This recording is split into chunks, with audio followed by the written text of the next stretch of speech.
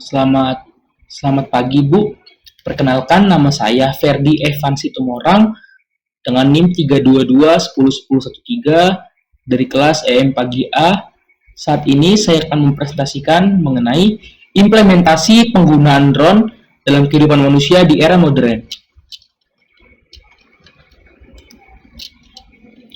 Sebelum kita membicarakan mengenai implementasi penggunaan drone, lebih baik kita mengetahui apa itu drone. Menurut istilah, drone yang juga biasa disebut dengan UAV atau Unmanned Aerial Vehicle atau UAS, Unmanned Aircraft System, yang merupakan pesawat tanpa pilot. Pesawat ini dikendalikan secara otomatis melalui program komputer yang dirancang atau melalui kendali jarak jauh dari pilot yang terdapat di dataran atau di kendaraan lainnya. Drone muncul pada awal abad ke-19, tepatnya sebelum Perang Dunia ke-1, pertama kali diciptakan pada tanggal 22 Agustus 1849 dengan penyesuaian teknologi pada zaman itu. Hal ini terjadi ketika tentara Austria menyerang kota Venesia dengan balon udara tanpa awak yang diisi dengan bahan peledak. Penggunaan drone sebagai senjata menjadi hal yang diprioritaskan oleh berbagai negara maju. Contohnya saja Amerika Serikat. Negara ini telah mengeluarkan puluhan juta dolar untuk kontrak pembuatan dan pengembangan pesawat tanpa awak pada tahun 1984. Drone militer sendiri dapat melaksanakan satu dari dua tujuan. Pertama yaitu pengawasan tempur, di mana pesawat dikontrol oleh radio untuk menandai posisi musuh. Kedua yaitu pengintaian taktis, di mana mini drone berfungsi untuk mengambil gambar area musuh sebelum kembali ke pangkalan dengan autopilot. Implementasi penggunaan drone dalam kehidupan manusia modern. Yang pertama, mengirim logistik ke area yang sulit dijangkau. Drone dapat digunakan untuk mengangkut produksi obat seperti produksi darah, vaksin, obat-obatan, dan sampel medis. Pengiriman medis dapat terbang masuk dan keluar dari daerah terpencil atau tidak dapat diakses dibandingkan dengan truk atau sepeda motor. Selama pandemi COVID-19, drone melakukan pengiriman medis melalui alat pelindung diri dan tes COVID-19 di Amerika Serikat, Israel, dan Ghana. Bekerja sama dengan Kementerian Kesehatan Ghana, drone Zipline mengirimkan ribuan botol vaksin COVID-19 di Ghana selama tahun 2020 dan 2021. University British of Columbia atau UBC memilih Drone Delivery Canada Corp untuk program UBC, Remote Community Drone Transport Initiative. Solusi ini akan digunakan untuk mengangkut berbagai kargo untuk kepentingan Staunton First Nation yang terletak di daerah Danau Fraser di Central Northern British Columbia. Yang kedua, membantu dalam dunia fotografi. Drone ini biasa disebut dengan drone fotografi. Fotografi drone adalah pengambilan gambar diam dan video oleh kendaraan udara tak berawak atau UAV yang dioperasikan dari jarak jauh atau otonom, juga dikenal dengan sistem pesawat tak berawak atau UAS, atau lebih umum dikenal sebagai drone.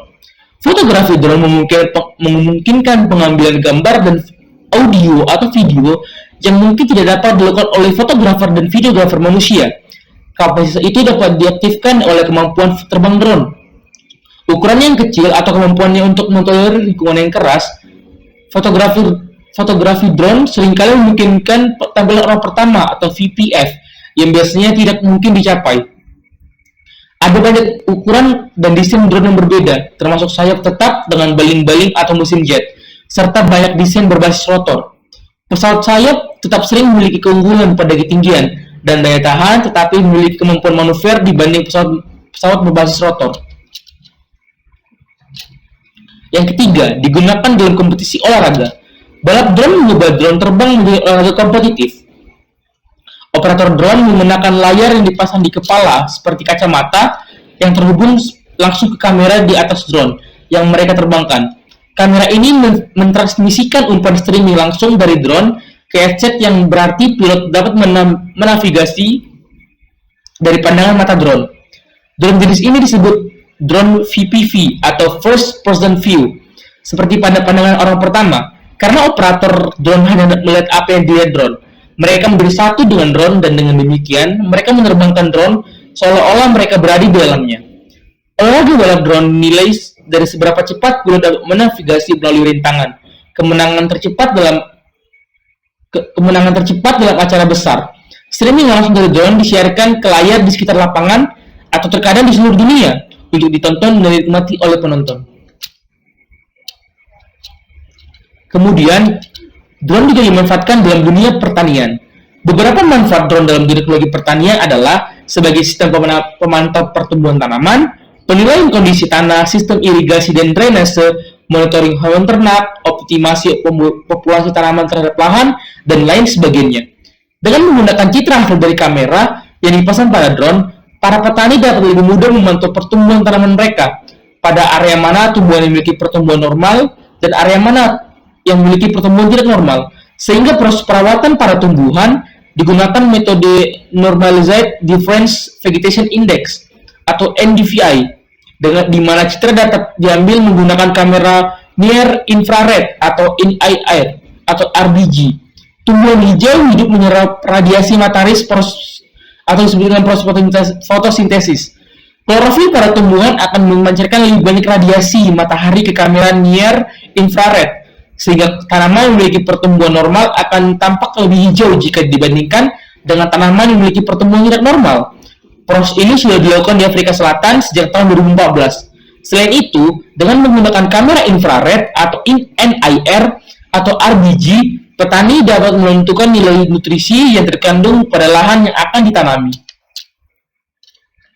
Yang kelima, ada pemanfaatan dalam dunia militer. Sebuah kendaraan udara tak berawak atau USAF, juga dikenal sebagai drone tempur, bahasa sehari-hari disingkat drone, atau medan perang UAF, adalah kendaraan udara tak berawak yang digunakan untuk intelijen, pengawasan, akuisisi target, dan pengintaian, dan membawa persenjataan pesawat seperti berudal, ATGM, atau bom dan jantelan untuk serangan drone. Drone ini biasanya berada di bawah kendali manusia waktu nyata dengan berbagai tingkat otonomi, tidak seperti kendaraan kendaraan udara pengintai dan pengintaian tak berawak. UCAF digunakan untuk serangan drone dan intelijen medan perang. Banyak negara memiliki UCAF domestik yang beroperasi, dan lebih banyak lagi yang mengimpor drone bersenjata atau sedang dalam proses mengembangkannya. Ciri-ciri drone militer. Sebuah drone militer mencirikan tuntutan keandalan yang lebih tinggi. Sebagai fakta bahwa drone ini digunakan dalam misi penting mengenai keamanan nasional dan penyelamatan jiwa. Oleh karena itu, tidak ada ruang untuk kesalahan. Misi militer adalah misi yang panjang dan terencana dengan baik.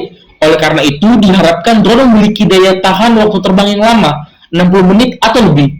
Sebuah drone militer harus terselubung dan beroperasi secara siluman vs drone UAF komersial yang perlu terlihat oleh operator.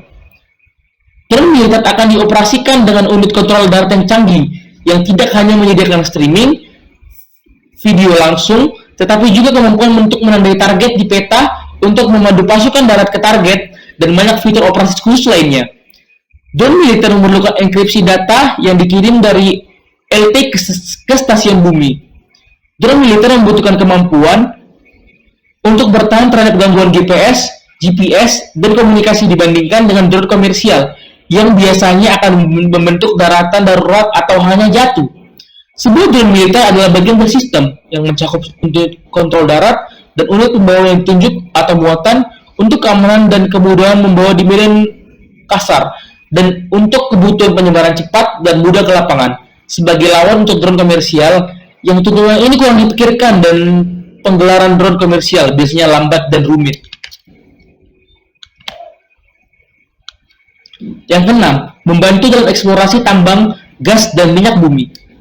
Drone memungkinkan seorang profesional memperoleh data udara spesifik dari lokasi penambangan untuk meningkatkan produktivitas, perencanaan, keselamatan, manajemen inventaris, dan lain-lain.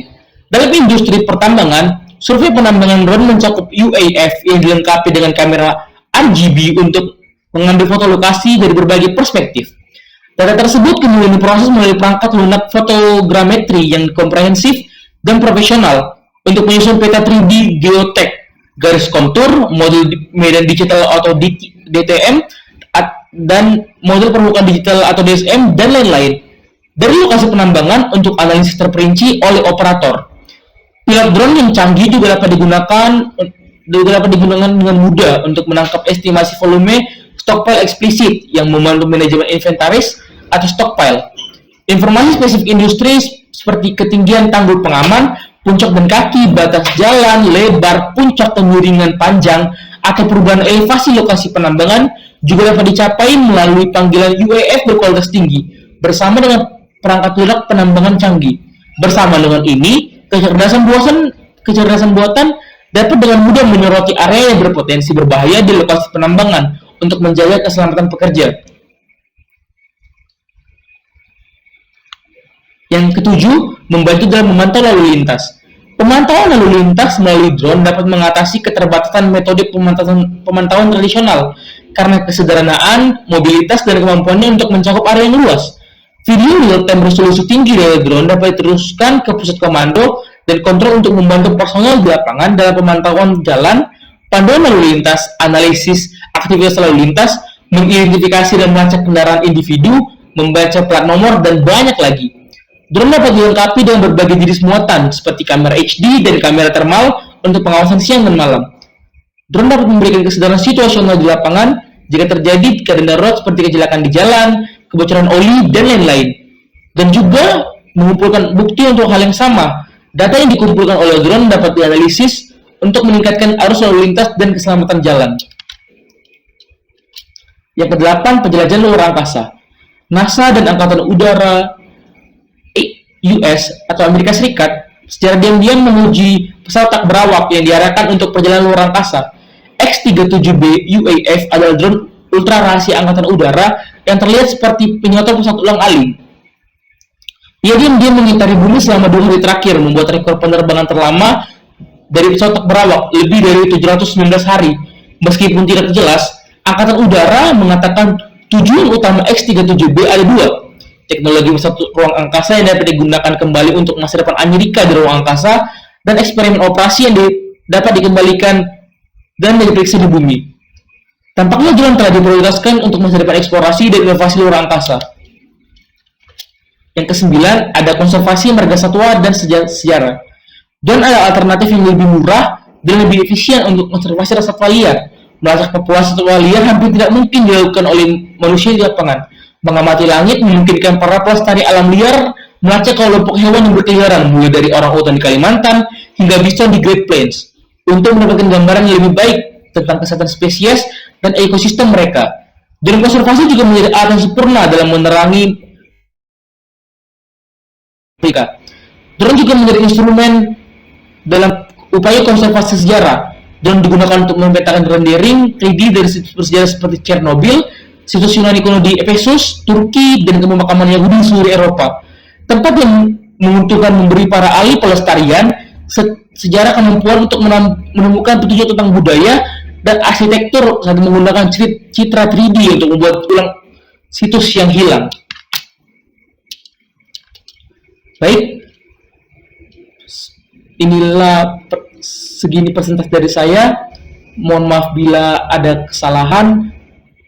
Saya mengucapkan terima kasih. Selamat malam.